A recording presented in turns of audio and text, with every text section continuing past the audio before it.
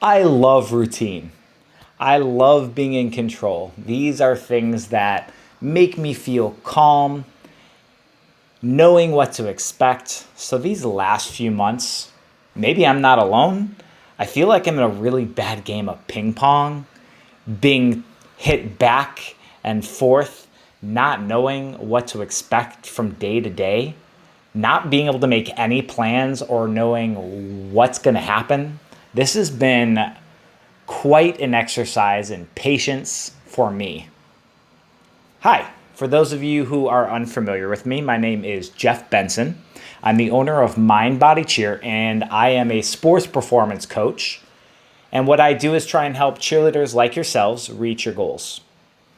For those of you who are familiar, and this is not your first rodeo, and you've seen my videos before, thanks for joining me again, and welcome back. I wanted to talk a little bit about change. Because the reality is, if I'm feeling the effects of not being in control and really not enjoying, not knowing what's going to happen next, I can't imagine what some of you out there are experiencing.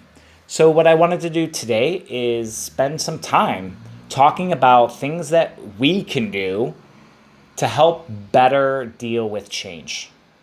My first strategy is compassion. You know what? Let's go back many, many years ago to our ancestors.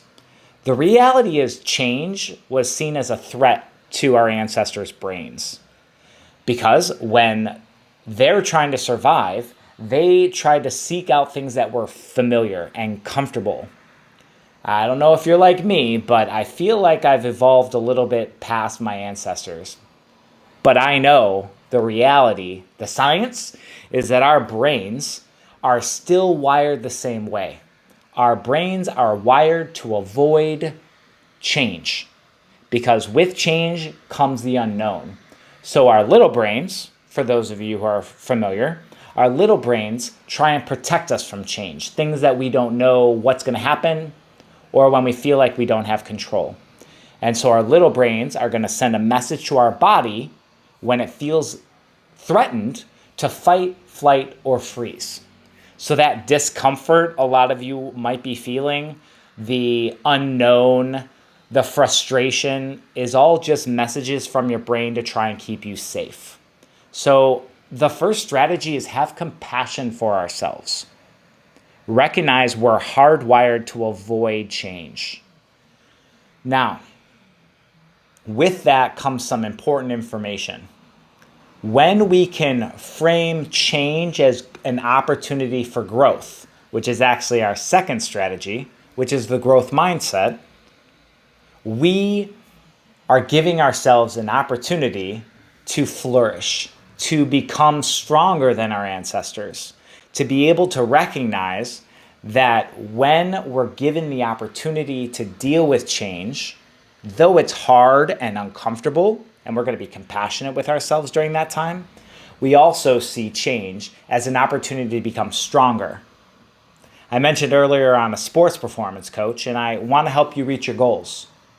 For those of you who have reached your goals in the past and you've set new goals, you know that the process of reaching your goals is not a one-way ticket towards Yayville, right? Reaching our goals has ups and downs, hills and valleys. And it's not always a fun process. But when you persevere and continue forward despite the hurdles that come up when reaching our goals, we become stronger, which is why a lot of you out there have set new goals. All that's going on right now, though it is frustrating, it is and showing a lack of control, the reality is it's an opportunity for us to, let's go into our third strategy, go with the flow. We have no control here, everybody. Yeah, we have control over putting on a mask. We have control over making sure we're social distancing. But the reality is we can't control other people. So in essence, we can't really control what's going to go on with our country or with our continent or even within the world and what we're going to be allowed to do.